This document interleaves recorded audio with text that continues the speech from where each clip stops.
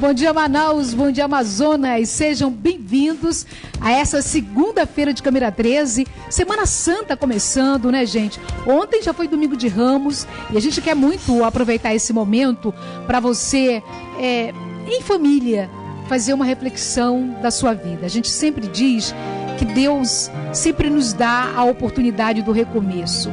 Só que nem sempre a gente aproveita para fazer esse recomeço na nossa vida. E é tão mais fácil criticar os outros, falar dos outros, do que olhar para dentro de cada pedaço do seu corpo, do seu coração e fazer uma reflexão de quem nós somos nesse mundo. A mudança que nós queremos, muitas vezes cobramos de todo mundo, mas a gente não se coloca como agente transformador para essa mudança. Então que a gente aproveite todos os dias da nossa vida, não só a Semana Santa que vivemos, que estamos vivendo essa semana, mas que a gente possa aproveitar, né, para ter essa conversa direta com Deus. Deus nos dá essa oportunidade. Não precisamos de intermediários para conversar com Deus. Podemos ter essa conversa franca de um filho para um pai, né? Falando das nossas dificuldades, dos nossos medos, das nossas dúvidas. Eu acho que a gente pode aproveitar isso. E você, pai, você, mãe, podem ensinar isso para os seus filhos. Lá na frente, certamente, eles vão agradecer. E vão ensinar os próprios filhos. E aí a gente vai mudando o nosso dia, vai mudando a nossa vida e vai tornando a nossa estada aqui tão passageira, mas certamente em algo que possa representar algo de bom para você e para as pessoas que estão ao seu lado. Então, esse legado que Deus nos possibilita fazer da nossa vida, né não, gente? Muito obrigada, sejam bem-vindos. Daqui a pouco a gente vai falar com o doutor Alfredo Brelaz, nosso amigo, psicólogo. Estava lá em Parintins semana passada, a gente esteve aqui com a doutora Sulene, mas já está conosco e vai falar sobre algo que muito nos interessa: droga. Interessa porque nós sabemos que estamos perdendo os nossos jovens para as drogas. Mas eu não sei se você sabe, no ano passado nós tivemos uma taxa muito alta de pessoas na terceira idade também já usando drogas. Será que elas viveram a juventude, chegaram à fase adulta e entraram na droga ou continuaram na droga ou não? Começaram a ter, nesse momento da sua vida, dessa etapa da vida, já foram apresentadas para esse malefício e acabaram caindo nesse poço quase sem fundo. Daqui a pouco o doutor Alfredo fala sobre isso, vai continuar falando para a gente aqui também. Semana passada nós falamos sobre esse assunto, sobre a roleta russa. Gente, está todo mundo em toda parte do país falando sobre esse problema e com medo daquilo que os filhos possam estar sendo levados a fazer pela internet, ou muitas vezes pelas amizades ruins, né, falsas amizades. Já então a gente conversa com o doutor Alfredo, vai ser um bate-papo muito bom para você que é mãe e para você que é pai. Olha, gente, falando em vida, falando em filhos, a gente vai ter um papo agora, conversar agora com o doutor Irã Gonçalves. Ele é médico oftalmologista, está conosco nesse momento para falar sobre os cuidados da visão. Você sabia que muitos problemas podem ser evitados na visão dos seus filhos? Eu mesmo tive a felicidade de ser autora da lei do fundo de olho, aqui na cidade de Manaus, no estado do Amazonas. Uma forma de evitar, inclusive, o câncer de olho dos nossos filhos. Agora tem vários outros problemas que às vezes a gente nem sabe que tem. Vamos então para essa conversa com o doutor Irã Gonçalves. Seja muito bem-vindo, meu querido. Tudo bem, Conceição? É um prazer estar aqui no teu programa e nós vamos falar um pouco agora sobre cuidados da visão. Bom, nós começamos a cuidar da visão quando nós somos criança através dos nossos pais. É fundamental que os pais levem seus filhos para fazer um exame de vista que nós, oftalmologistas, chamamos de exame de refração. Esse exame pode ser feito a partir dos 3 anos, em média, porque aí é que nós começamos a descobrir, os oftalmologistas começam a descobrir que as crianças podem ter eventualmente algum problema de visão que pode inclusive afetar sobremaneira no seu aprendizado, na sua alfabetização. Vejam bem, existe um problema, Conceição, que chama ambliopia, que é uma das grandes causas de cegueira nas crianças. O que é ambliopia? É quando nós temos um grau muito forte num olho e não temos grau nenhum no outro olho. E nós não conseguimos verbalizar isso como nós somos crianças. Então, a gente começa a crescer e não diz para os nossos pais que nós não enxergamos de um dos olhos, porque nós não sabemos o que é normal, o que é anormal. Então, às vezes, quando nós descobrimos isso já com 7, 8 anos de idade, Conceição, e que vamos ao oftalmologista, nessa fase o nosso olho, que era o olho pior, já ficou preguiçoso, ele ficou amblíope. E, infelizmente, se nós não fizemos a correção ao tempo certo, lá pelos 3, 4 anos de idade, e colocamos a correção adequada, a criança vai ficar indelevelmente com baixa de visão naquele olho pior. Esse é um dos primeiros cuidados que nós temos que fazer. Levar as crianças ao oftalmologista a partir dos 3 anos de idade. Depois, uma coisa importante também, Conceição, é que nós não devemos coçar os nossos olhos. Quando nós coçamos os olhos, nós podemos causar um problema muito sério e grave, que é uma deformação na nossa córnea, que nós chamamos ceratocone. E o ceratocone, às vezes, ele pode, inclusive, evoluir para uma necessidade de um transplante de córnea. E nós, oftalmologistas, inclusive, dizemos para as pessoas assim: só coce os olhos se você conseguir coçá-los com os seus cotovelos. Isso significa que é impossível coçar, não é bom coçar os olhos. Outra coisa fundamental também para nós, amazônidas, que moramos numa área equatorial com muita insolação, com muita radiação ultravioleta, nós precisamos sempre proteger os nossos olhos dessa radiação através de óculos de boa qualidade, com filtros 100%. Por quê? Porque na nossa região, quando nós expomos muito a nossa visão à radiação, nós podemos ter catarata mais cedo do que o normal. Aqui na nossa região nós temos pessoas que têm cataratas na década dos 40 anos e 50 anos, o que não é uma coisa muito comum nos climas temperados, então devemos usar óculos de boa qualidade. Não pode ser óculos comprado em camelô, porque ali, quando nós compramos um óculos em camelô, nós, ao invés de protegermos a nossa retina e o nosso cristalino, nós estamos prejudicando, porque quando usamos um óculos escuro, sem filtro, a pupila abre, entra mais radiação nos nossos olhos, porque essas lentes não têm filtro. Além do que, se não usamos óculos nessa fase, nós podemos ter, Conceição, uma causa de cegueira irreversível quando nós ficarmos mais velhos, que é a degeneração macular relacionada à idade. Enfim, e sempre fazer visitas periódicas ao oftalmologista, porque algumas doenças que são importantes e que causam cegueira irreversível, como o glaucoma,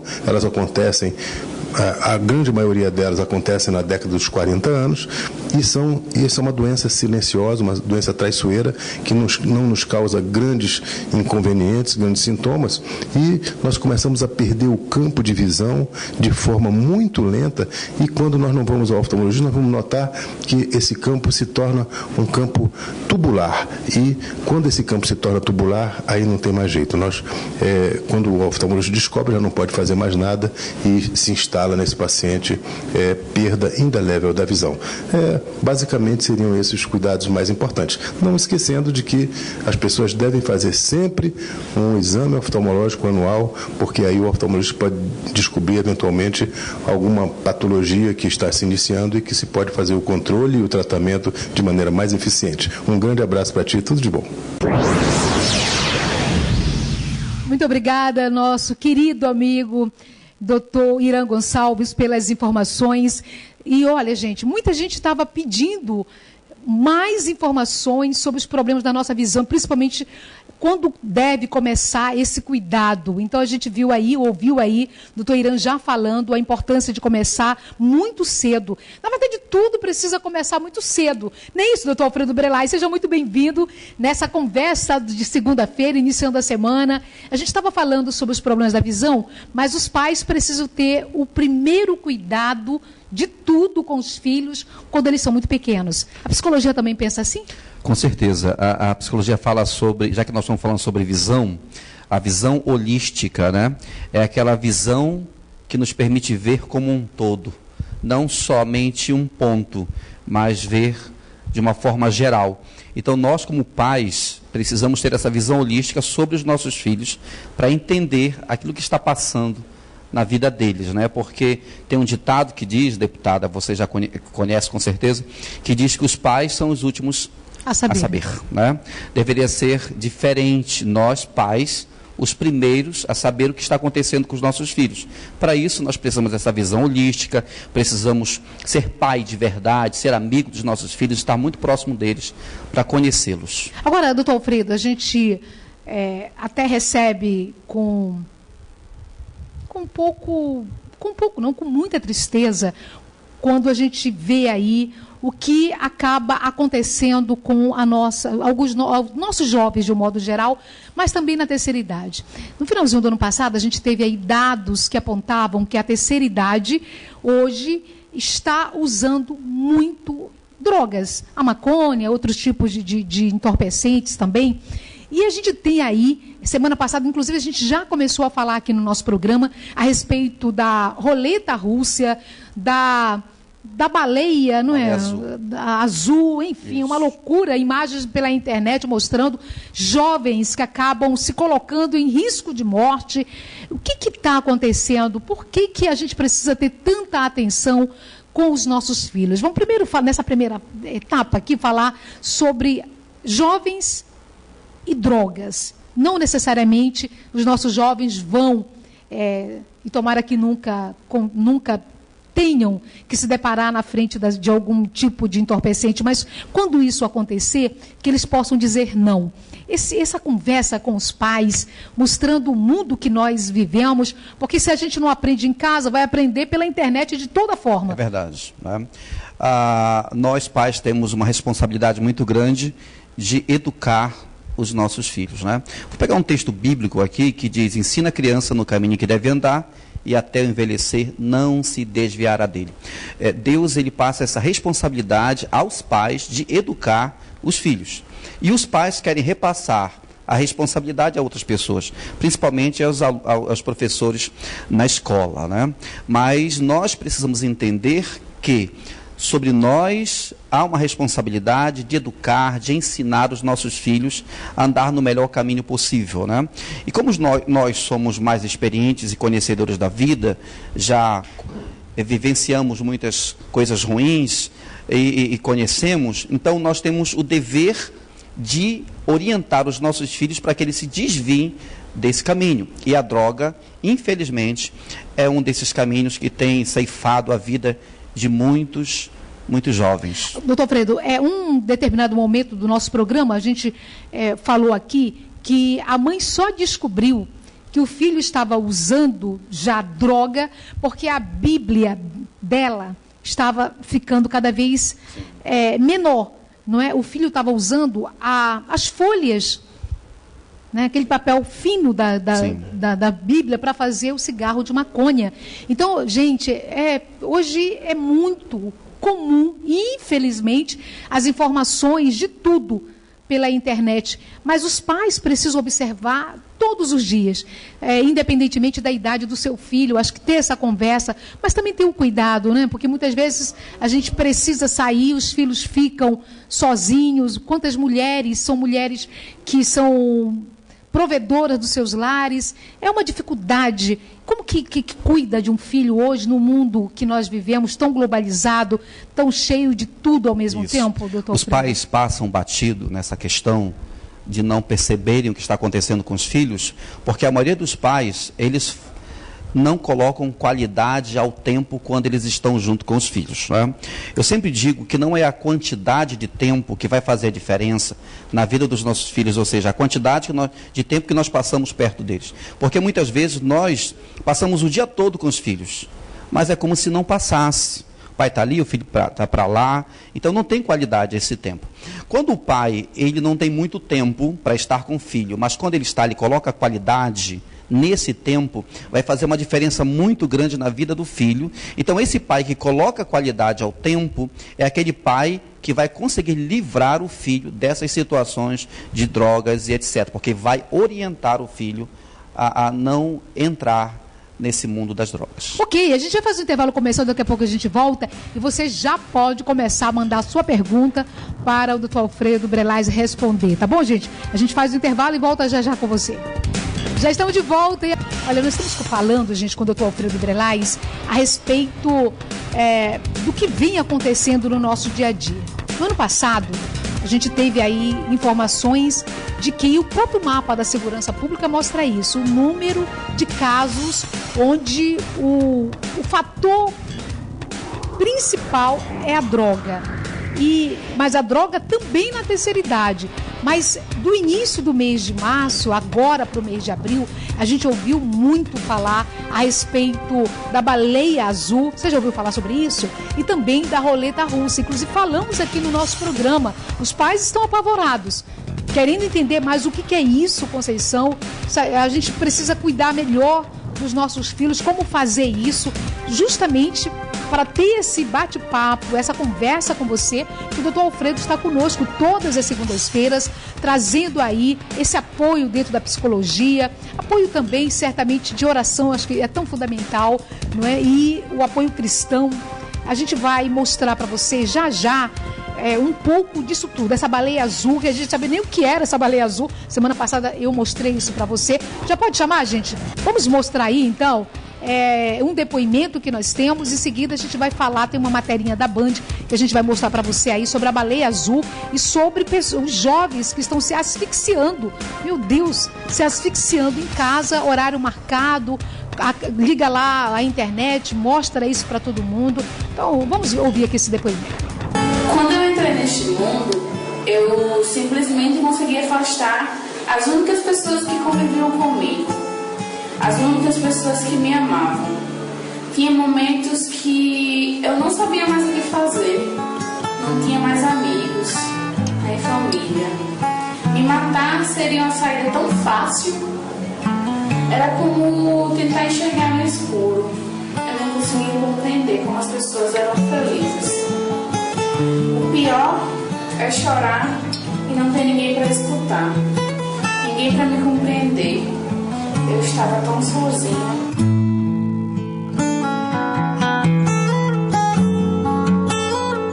Minha história começou assim, aos 12 anos, quando fui a uma festa, tomei meu primeiro copo e fumei meu primeiro cigarro. Como nunca conversei com meus pais, eu agi normalmente, não contei a eles. Eles trabalhavam o dia todo e eu me sentia livre para fazer tudo o que eu quisesse. Eu me recordo da minha infância, quando eu chegava em casa e ia mostrar atividade para meus pais. E minha mãe não tinha o menor tempo para mim. Ela dizia, vai pro teu quarto, fala sozinha, procurava meu pai. Meu pai dizia, deixa eu assistir o jogo em paz. Então, isso eu tenho guardado em toda a minha mente, para todo sempre.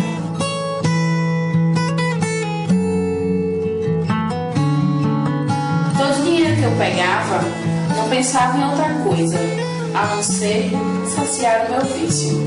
Eu fingia que ia para a escola e ia me encontrar com meus amigos. Eu me sentia tão bem, afinal, eu estava em um grupo que me aceitava como eu era. Olha, gente, é quase sempre assim, né? O jovem acaba ficando só ou não tendo a atenção devida dos pais, o que o doutor Alfredo falou. Não é que você tenha que ter todo o tempo do mundo, porque a gente sabe o mundo em que vivemos, né? A correria que é, você precisar trabalhar. Mas esse tempo que você está em casa tem que ter qualidade, tem que ter diálogo, tem que ter amor. Acho que isso faz a diferença. E eu já quero fazer uma pergunta para o senhor, doutor Alfredo. Daqui a pouco a gente começa a responder as pessoas que estão já mandando perguntas. Muito obrigada. Doutor Alfredo, o que a gente ouviu aí dessa adolescente? Porque deve ser muito difícil para um pai chegar e descobrir que o filho de 12 anos está usando droga, e hoje cada vez mais cedo. Mas o que a adolescente acabou de nos relatar é justamente o abandono. O pai estava assistindo o futebol, a mãe não estava em casa, e começa sempre assim, a aproximação com as companhias erradas e, consequentemente, a droga. Olha, raramente, eu não vou dizer que em todos os casos vai ser, que é impossível, na verdade, mas vai acontecer que em quase todos os casos que um pai não dá atenção aos filhos, eles vão procurar atenção em uma outra coisa, né? Porque o jovem, ele tem a necessidade de interagir, ele tem a necessidade de ter uma referência. E a curiosidade também. A curiosidade, né? O jovem é muito curioso. Não que a curiosidade ela seja ruim, ela é ruim a partir se não acompanhada. Também. Se não é acompanhada, né? Então, quando não tem em casa essa companhia, essa orientação, como nós falamos ainda há pouco, não é a quantidade de tempo que faz a diferença, é a qualidade que se dá ao tempo. Então, quando não tem essa qualidade, é difícil o jovem não procurar o refúgio dele nas drogas ou em qualquer uma outra coisa que venha prejudicar a sua vida. Olha, gente, vamos já conversar aqui com o Tiago Liro do Vale. Ele faz a seguinte pergunta, doutor: e quando um pai pede para o filho comprar uma cerveja ou um cigarro no mercado? Olha, muitos dos nossos pacientes de drogas, que hoje estão completamente escravizados no vício, eles começaram assim. O pai pedindo que fosse ao mercado comprar uma latinha, comprar uma carteira de cigarro, e ainda tem pais que pedem para o filho acender o cigarro para ele e levar o cigarro aceso, né? Então, um pai que faz isso, ele pode ter certeza que ele terá um filho dependente de droga um pouco mais à frente por culpa dele. Agora, então, aquela frase que a gente está acostumado a ouvir, de que um exemplo vale muito mais do que 1000 palavras, é verdade? Olha, com certeza, porque nós aprendemos vendo, nós aprendemos ouvindo. Talvez um pai, a intenção dele naquele momento era nem fazer com que o seu filho usasse droga ou conhecesse a droga, mas de uma certa forma ele vai acabar contribuindo, porque é isso que o filho vai aprender. Vai comprar droga para o pai, vai abrir a latinha de cerveja para o pai, vai acender o cigarro para o pai, e isso vai ser uma motivação muito grande para que na frente ele compre para ele mesmo. Agora, doutor Alfredo, como lidar com essa situação? O jovem tem a curiosidade, os pais muitas vezes precisam estar fora de casa, o mundo moderno que nós vivemos, acaba que se você não tiver cuidado, seus filhos aprendem fora ou dentro de casa, através da internet, o que não deveria estar sendo aprendido naquele momento ou com aquela idade. Então, como que você começa a perceber esses sintomas? Porque quando uma pessoa está doente, você tem sintomas. Mas nesse caso da droga, quais são esses sintomas, doutor Alfredo? Deputada, se uma criança tem 2 pais, o meu conselho é que um pai vá buscar o sustento fora de casa para que o outro eduque o filho, esteja com aquela criança que naquele momento ela ainda está em construção. Claro que vai chegar o momento que aquela criança vai conseguir ficar em casa, que já está mais madura e etc. E outro pai pode trabalhar. Mas antes disso, não. E quando isso não é possível? Ficar em casa. Mas quando não é, doutor Alfredo? Nós temos 40% das mulheres que são mulheres provedoras do seu Sim. lar. Criam sozinhas, infelizmente, seus filhos. Como fazer? Como lidar? É uma situação muito complicada, porque nós compreendemos que só tem uma pessoa que provém o sustento de casa. E agora, o que fazer com aquela criança, né? Então, o pai, ele vai precisar encontrar alguém de sua inteira confiança, um tio, uma tia, não sei, uma avó, mas não pode pedir ajuda e não deixar a criança só em casa. Ou na mão de coleguinhas, de amigos de rua, porque não vai dar certo, né? E com relação à pergunta que você fez de como identificar a questão da droga na vida da criança, né? A droga, ela é caracterizada pela mudança que ela provoca na vida da pessoa. Uma pessoa faz uso de droga, o comportamento dela vai mudar. Então, os pais precisam ficar observando o comportamento do filho, a mudança do comportamento do filho. Vou dar aqui alguns exemplos, se você me permite, claro. Com relação... Se a criança estuda e ela está fazendo uso de drogas, ela vai cair muito no seu rendimento escolar. Ela vai começar a ter muitas faltas. Ela vai gazetar aula, né? Ela vai ter muita confusão dentro da escola. Vai começar a sumir coisas dentro de casa, né? A criança vai começar a não dormir bem à noite, vai sair, chegar tarde. Então, esses são sinais de que aquela criança ela pode já estar fazendo uso de drogas. Olha, gente, então a boa dica que o doutor Alfredo acabou também de nos passar é com o que perguntou o Tiago, né? Do pai pedir para o filho pegar a cerveja na geladeira, comprar o cigarro no comércio. Tem que ter cuidado, gente, tem que ter cuidado. Não é? Primeiro que cigarro, é melhor dizer sempre não a ele, e a bebida também. Agora, a pessoa que resolve, um adulto que resolve beber, ele não pode colocar um filho, uma criança exposta não é? A esse vício, porque o álcool também, ainda que seja, entre aspas, colocado como uma droga lícita, a gente sabe que a grande causa de muita violência que nós vivemos aí é em função do álcool. Então, eu acho que tem que ter realmente, com certeza.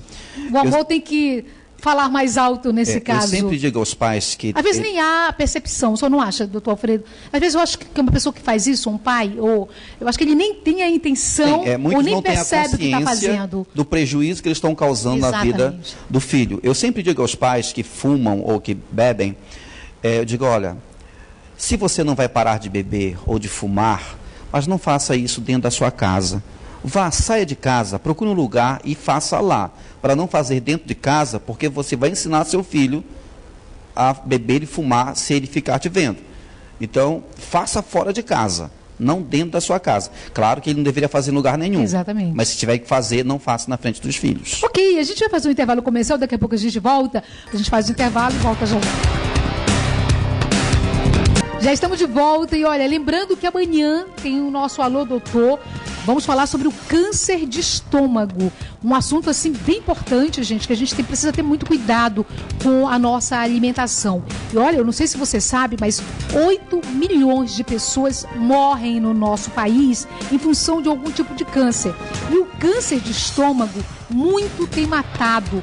Em relação aos homens, o que mais mata é o de próstata. Em relação às mulheres, o câncer de colo de útero. Mas para você ter uma ideia, o câncer de estômago mata mais do que o câncer de mama.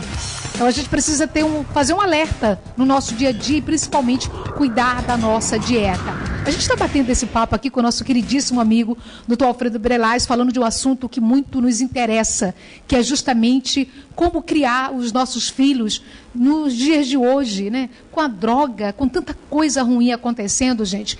E principalmente fazer um alerta sobre baleia azul. Você ouviu falar sobre isso? Roleta russa. Doutor Alfredo, como que a gente pode guardar os nossos filhos? Porque a ideia é você que é mãe deve pensar como que eu protejo os meus filhos contra tudo isso que vem acontecendo no dia a dia. Hoje, os estímulos que os nossos filhos recebem é muito maior do que na nossa época de quando nós éramos crianças. Com certeza. Olha que nós somos jovens. É verdade, né? Então, o estímulo é muito maior. Então, proteger os nossos filhos desses estímulos é um pouco mais difícil do que na época dos nossos pais. Mas quando você me pergunta como proteger, né? Me veio à mente a galinha, como ela protege os filhos, os filhotinhos, né? Ela cobre com as suas asas e esconde ali do sol, da chuva, do frio, e etc. Nós temos que ter um princípio parecido com esse da galinha, de proteção, de blindar, né, os nossos filhos. E como é que nós vamos trabalhar isso, né? Trabalhando aqui, a mente dos nossos filhos, onde tudo acontece, né? Nós educarmos os nossos filhos a fazerem o que é correto e se desviar daquilo que não é correto, né? Então esse é o nosso dever. Então tem que começar aqui, conversando com eles, ensinando no dia a dia, mostrando a eles o que deve ser feito e o que não deve ser feito, né? E assim nós vamos protegendo os nossos filhos. Doutor Alfredo, eu tenho certeza que todos os pais ficaram muito assustados com as últimas informações, onde jovens estão se asfixiando, onde algumas mortes já foram registradas em função da roleta russa e também da baleia azul. O que é isso e como criar esse alerta na família, nas escolas, na comunidade, nas igrejas, enfim, fazer realmente um trabalho. A roleta russa, ela já é bem velha, né? Desde quando eu era criança, eu já ouvia falar a respeito de roleta russa, via pela televisão e etc, né?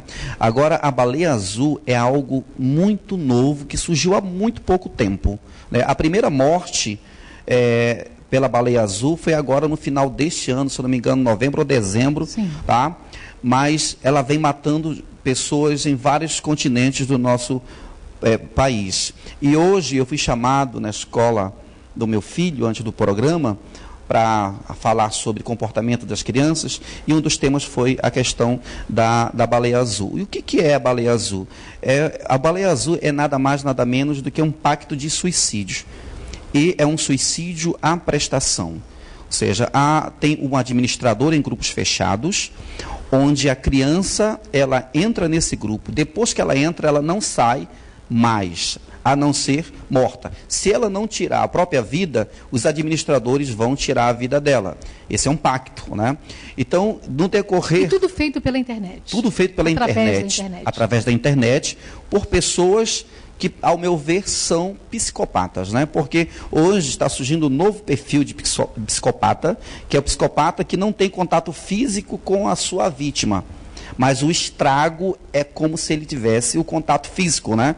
Porque vai acontecer na vida da pessoa aquilo que ele vai manipulando aqui. Então, na Baleia Azul, o final é um suicídio. Então, o suicídio pode ser de várias formas. Pode ser se jogando na frente de um ônibus, pode ser se jogando na frente de um trem, pulando do alto de um prédio. O que interessa para eles é que a criança tire a própria vida no final de tudo. Porque se a criança recusar, tentar sair, eles conseguem hackear o computador da criança, descobrem o endereço e eles ameaçam de ataques. Os pais devem ter muito cuidado, com o que o filho está vendo muito cuidado, ou fazendo pela internet. Então, como fazer para proteger os filhos desse estímulo tão terrível que está acontecendo, né? É como eu faço com o meu filho.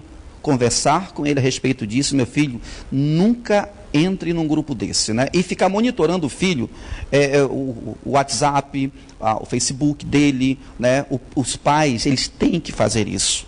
O pai que investiga a rede social do filho, ele está fazendo o papel dele e deve ser assim.